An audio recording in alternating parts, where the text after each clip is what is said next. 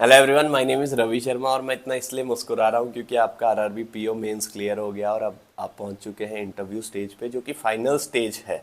RRB PO का आपका final list में नाम आने से सिर्फ आप एक स्टेज दूर हैं, वो है इंटरव्यू स्टेज। लेकिन बहुत सारे बच्चे यहाँ पे भी परप्लेक्स्ड होंगे, कंफ्यूज्ड होंगे कि भाई इंटरव्यू की तैयारी करें कैसे।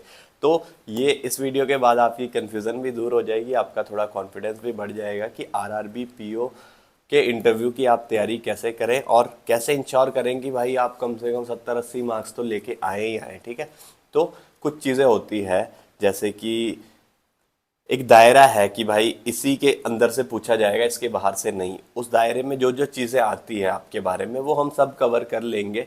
इवन मैं आपको क्वेश्चंस भी दे दूंगा कि भाई ये ऐसे क्वेश्चंस हैं, लेकिन आंसर्स आपको थोड़ा टाइप करने हैं, आपको खुद अपने बनाने हैं, फिर मैं उनको चेक भी कर सकता हूँ, या फिर हम लोग कैसे ना कैसे उनके सैंपल आंसर्स भी देख लेंगे। ठीक है, तो अगर आप मेरे से कनेक्ट करना चाहते हैं तो champions of Ravi Sharma Telegram channel है और इंस्टाग्राम पे रवि शर्मा 651, जहाँ पे आप मुझे डीएम कर सकते हैं। ठीक है, सबसे पहले मैं आपको ये बताऊं कि जो इंटरव्यू की प्रेपरेशन होती है, it is an opportunity to know yourself better. तो आप अपने आप को बेहतर तरीके से जान सकते हैं इंटरव्यू के माध्यम से, इंटरव्यू की प्रेपरेशन के माध्यम से। तो मैंने तो जैसे तैयारी की थी, मैंने क्या किया था कि मैंने एक कॉपी पेन उठाया और साथ में 50-60 सवाल लिख दिए।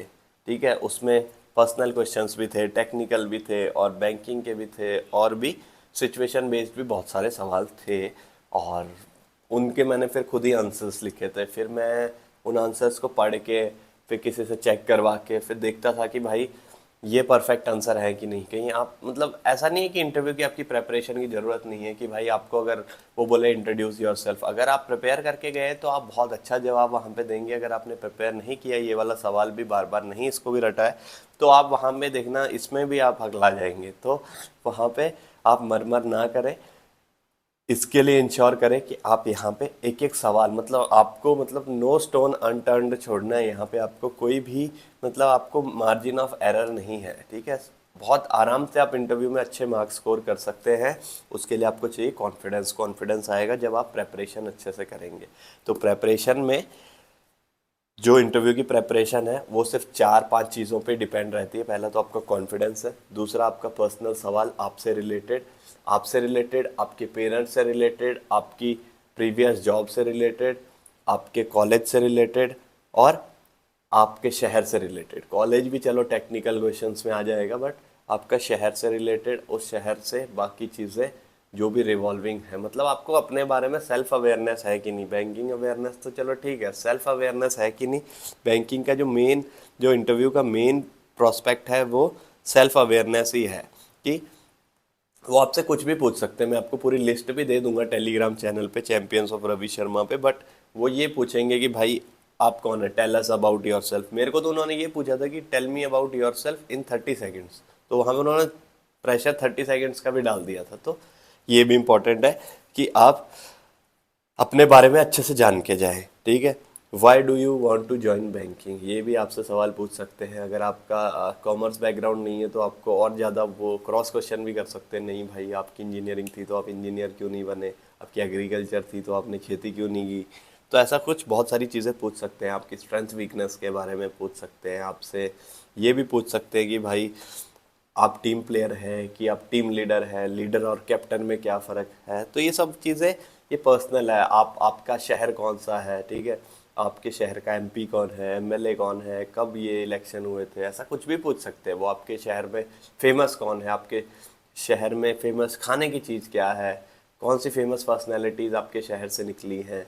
ठीक है, इसकी हिस्ट्री क्या है। तो थोड़ा बहुत आपको एक रफ आइडिया होना चाहिए हर चीज़ के बारे में। तो पर्सनल क्वेश्चंस तो यही है। ठीक है, अभी आगे बढ़ने से पहले अगर आपको आरआरबी पीओ के इंटरव्यू के लिए पूरी पर्सनलाइज्ड कोचिंग टाइप चाहिए तो आप इन एक्सपर्ट से पढ़ सकते हैं, जहाँ पे 15 लाइव क्लासेस, 2 मॉक इंटरव्यूज़ और 100 प्लस रिकॉर्डेड वीडियोस वगैरह होंगी इस पे, जो कि सिर्फ आरआरबी को टारगेट करेगा। तो बहुत अच्छा ये बैच है, और अगर आपको ज्वाइन करना है तो आप RKS12 कूपन कोड लगा लेना, जिससे आपको 12% एक्स्ट्रा ऑफ मिल जाएगा। लिंक मैं डिस्क्रिप्शन में दे रहा हूँ। और मॉक इंटरव्यूज़ भाई बहुत ज़रूरी है, ये बात याद रखना। इसके बाद अब जो आप बैंक ज्वाइन कर रहे हैं, ठीक है, आप बैंक ज्वाइन कर रहे हैं तो आपको बेसिक बैंकिंग की नॉलेज होनी चाहिए। अगर आपका कॉमर्स बैकग्राउंड है तो थोड़ा सा वो अच्छी नॉलेज आपसे चाहते हैं, बट अगर आपका दूसरा कोई बैकग्राउंड है तो आपको एक बेसिक थोड़ी बहुत नॉलेज है तो भी ठीक है। मतलब बेसिक का मतलब ये है कि जैसे आप आरआरबी ज्वाइन करना चाहते हो तो वो बोलेंगे कि भाई आरआरबी की ज़रूरत क्यों पड़ी, कौन रेगुलेट करता है, कौन चलाता है, और आरआरबी अगर नहीं हुए तो क्या होगा, और है तो कितना फ़ायदा हो रहा है।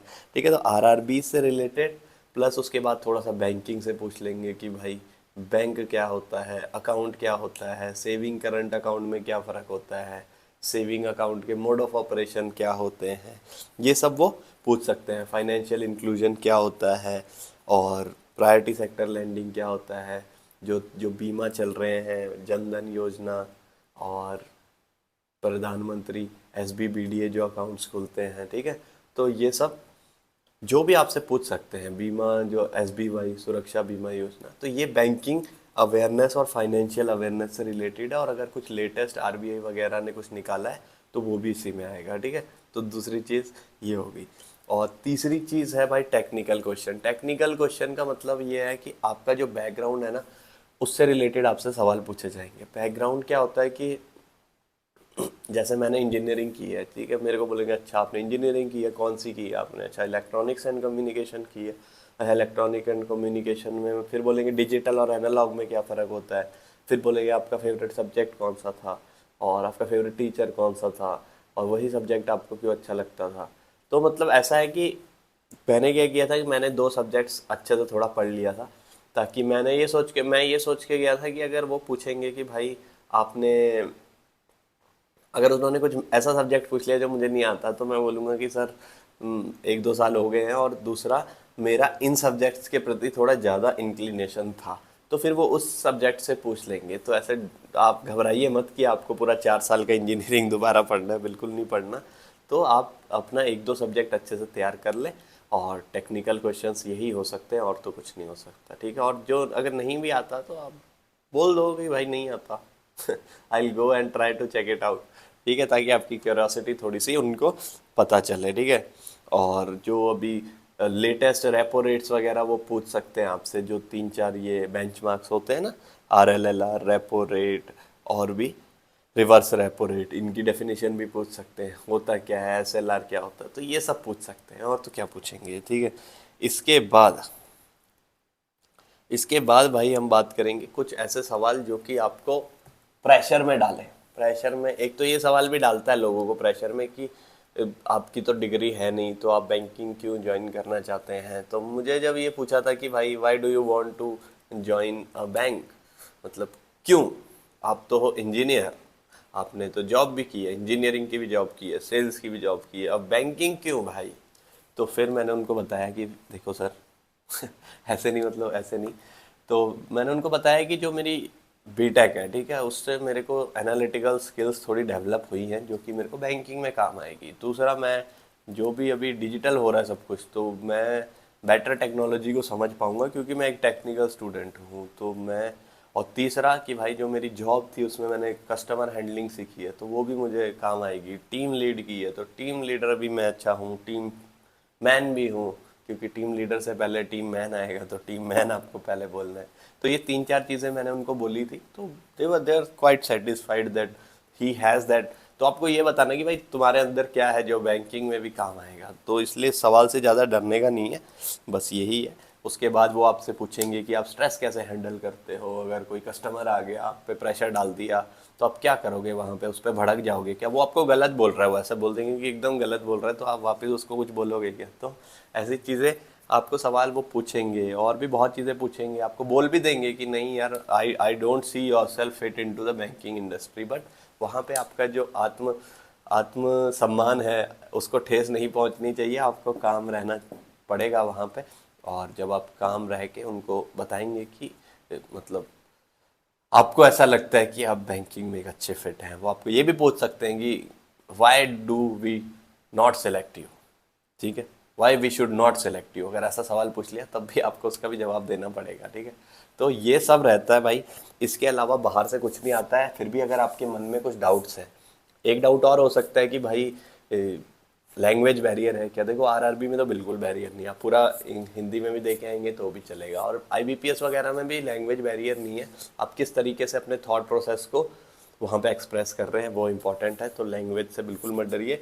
और आप आराम से पेपर ये जो इंटरव्यू है वो क्लियर कर सकते हैं अगर आपने कॉम्प्रिहेंसिव तैयारी की। तो मैं आपसे हाथ जोड़ के यही कहता हूँ कि आप कॉपी पेन लेके बहुत सारे सवाल लिखें और आगे बढ़े। और अगर कुछ डाउट्स हैं तो आप कमेंट सेक्शन में मुझे बताएं, और टेलीग्राम चैनल जरूर ज्वाइन कर लें, चैंपियंस ऑफ रवि शर्मा, और इंस्टाग्राम रवि शर्मा 651, ताकि आप मेरे से कनेक्टेड रहें और हम आगे बढ़ें। ठीक है, शुक्रिया।